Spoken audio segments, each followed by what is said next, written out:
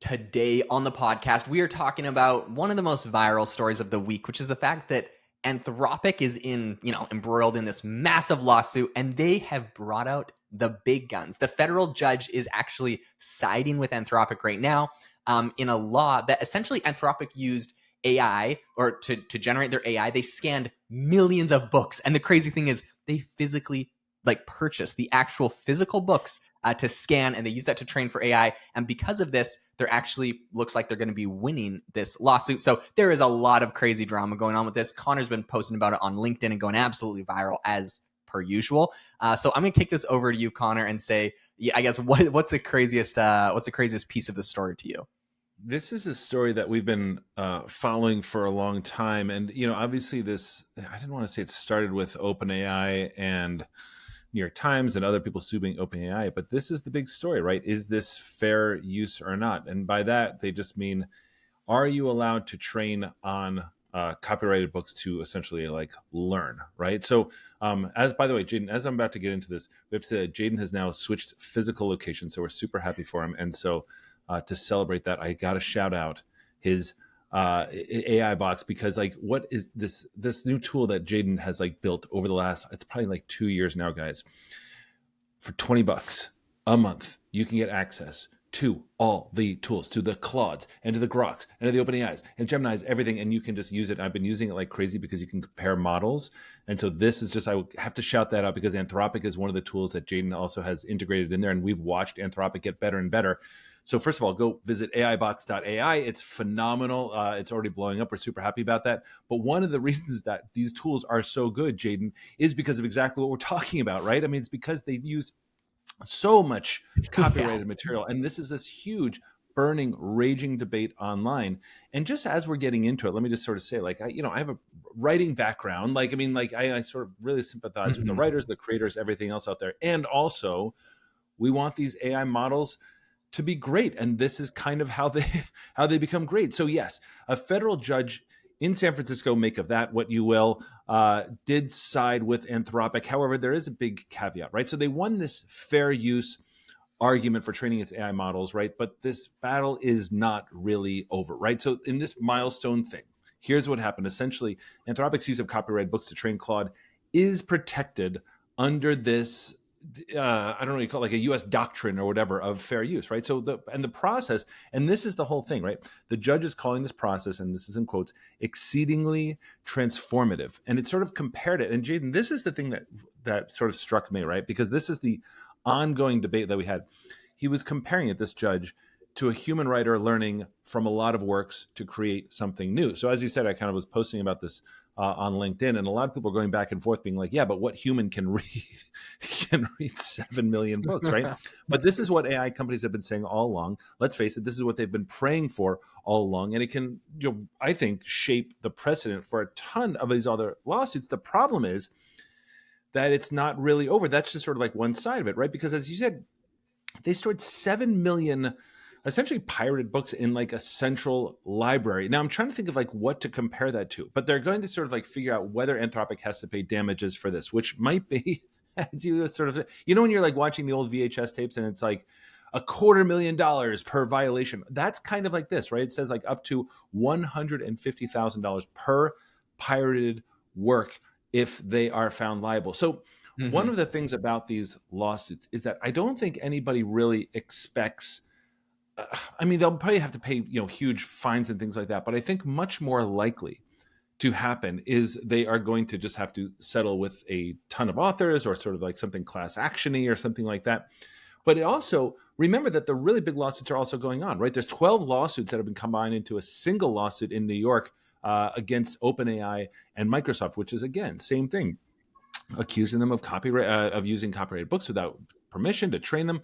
So the authors are on this. They're Ta-Nehisi Coates and who is Sarah Silverman, and then of course the New York Times, things like that. And so OpenAI is arguing for fair use. By the way, Meta also in this, sort of using books from shadow libraries, I think it's called LibGen or something like this, houses millions of copyrighted, pirated titles. So this is sort of where I'm trying to figure out where we land on this, right? Because one of the things about something like Napster, for anybody kind of old enough to remember when we used to sort of take music from Napster, the problem with Napster wasn't that they were sort of like doing a peer-to-peer file sharing type of thing. The problem was that Napster was hosting songs on a server. And that's where I'm wondering if this sort of case is going to hinge on this sort of thing. So number one, if you can really use this as fair use, that's huge. What is it? My big question also is like, what does this do for, the Disney and Universal case against Midjourney, for example? I think that's different. I think images are going to be different, but really the fair use question has been central to whether these models trained on something legally or not. And that's where I think that sort of in some way, at least one precedent has been set. It doesn't mean that's a precedent forever and ever. But the other part is, did they use pirated books for the 7 million pirated books? Yeah, And that's where I think the case is going to get interesting, right? Yeah, so like my thoughts on it are, of course, with the Midjourney thing and recreating Disney, I think Midjourney is just going to get blocked or banned from recreating like Disney or whatever, and it's going to be annoying. They're going to have to go through and they'll put like negative words that you can't use in prompts. It's kind of like, honestly, Midjourney already has a capability, because even when it first launched, if you asked it to create a image of Xi Jinping, it would say, "Sorry, I can't do that." So now I just can't do Mickey Mouse either. I think that one's, even if an artist studied all the works of Disney and then drew Mickey Mouse, like they can't publish and sell it because they don't have the trademark. So, I think that one's kind of safe, and that's pretty much where that lawsuit is going to go. As far as where this lawsuit goes, you're right. There's two sides of it, and I actually completely agree with this one, where it's like, can you take works and train with them? I think yes, because and that's me, of course, my opinion, but it's like, yeah, a human could go read, it could learn, and then it can come up with interesting things, combining a lot of data points. That's what these models are doing. And I just think it should be allowed, but that's just my opinion. The thing that they got in trouble for is actually what they originally did, allegedly, was download all of the books in the world from a pirated website. And that's actually what they originally trained their model with. And you also have to remember, like, a lot of this was done when we didn't even know if ChatGPT was going to work. They're like, we need a ton of data. Like, should we spend all the little bit of money? Well, I'm sure they'd raised a lot, but should we spend all the money we have to like buy every book in the world on a business model we don't know if it's going to work? I guess that was their decision at the time. They pirated it. So you can see arguments on both sides of that, probably super illegal. But the judge actually split this lawsuit into two parts and said, we're going to go and litigate that separately. So that's not settled. We're going to talk about the downloading the pirated books to train. Because after they trained it off the pirated books, in order to kind of like, I don't know if this cover their tracks, but basically they actually went and bought a physical copy of every single book that they had pirated, or I think probably everyone that they could.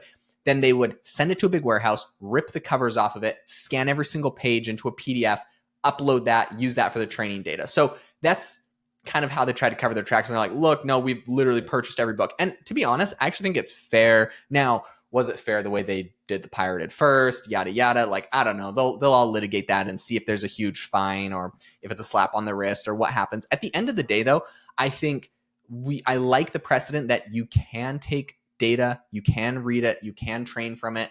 Honestly, it'd be a crazy precedent if you couldn't, just because of the way the internet works. But anyways, and yeah, I'm sure people are mad about this on all sides of it, but I think you should be able to do that. And the pirated side, yeah, you shouldn't be downloading pirated stuff to train from. So they did it right the second time.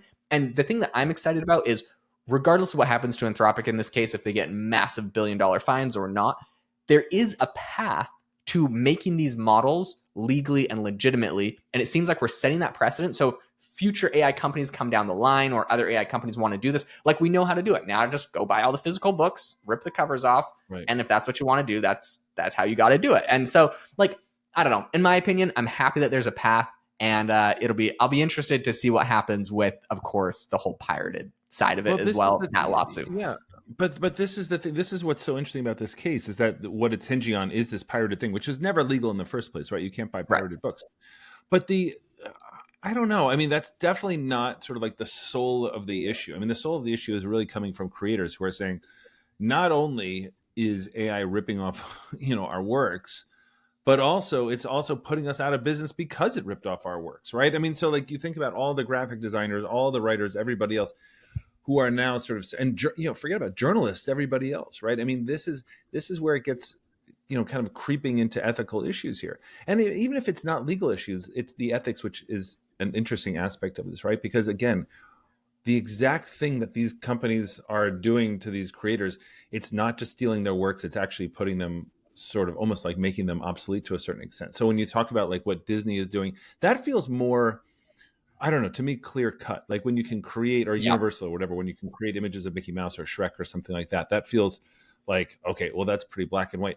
But yeah, when you're reading things and just like learning from them and then sort of like doing something in the style of, Sarah Silverman or in the style of Ta-Nehisi Coates, who are two of the major authors who are suing big AI and Anthropic or sorry, OpenAI in particular. That's critical. However, the New York Times, if I recall correctly, like what the New York Times was talking about was that it was literally taking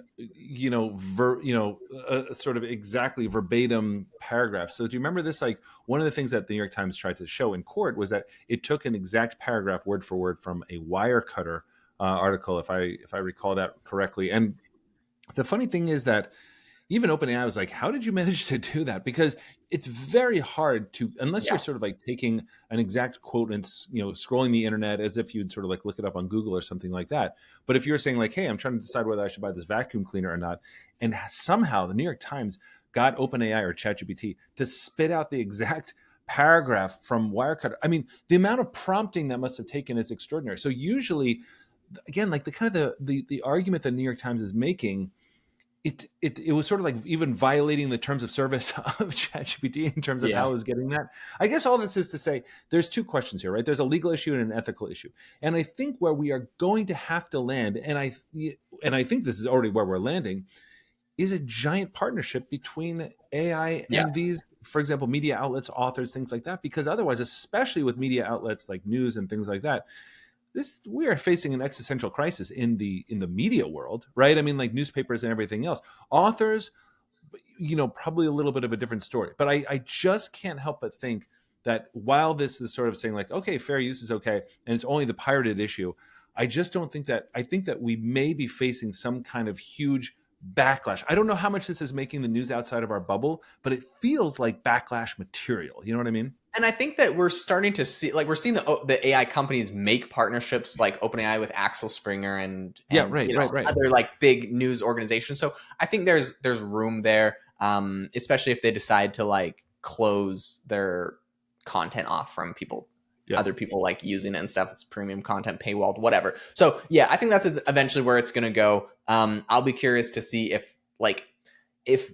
there's like some sort of startup that aggregates or puts together like blogs and like here's like a blog data set, these ones all opted in. I know my one of my music distributors called Lander, and they have like a check this box if you want to allow your music to be included into AI training data sets, and they sell that then, and you get like a kickback from Hmm. the licensing deal that they'll strike up with Hmm. Suno or Udio or whatever for music. So I think like you'll probably start to see that. It's harder because there's not as many like consolidated distribution services for blogs. It's kind of like everything, right? Whereas like music, there's maybe like 20 main distributors that you can publish your music through independently. So those 20, it's like all the only companies that you got to make a deal with. So it'll be interesting to see where that goes. But overall, I think that's probably the way it goes in the future. AI companies will probably try to get out of paying for as much as they possibly can. But yeah, I think I think that there'll be some deals that get struck there. Yeah, Listen, there have to be. Yeah. if you guys enjoyed the podcast today, make sure to leave a rating and review. It's the number one thing that Connor and I greatly, greatly appreciate. I am new to North Carolina, and it is absolutely sweltering hot outside. And the only thing that can quench the heat that I feel on this side of the world that I just moved Yeah. to is Yeah. reading your heart cooling, not even heartwarming. These are heart cooling reviews. So I really do appreciate them. If you could leave them, thank you so much. Helps the podcast a lot. But hope you guys all have a fantastic rest of your day, and I will catch you next time.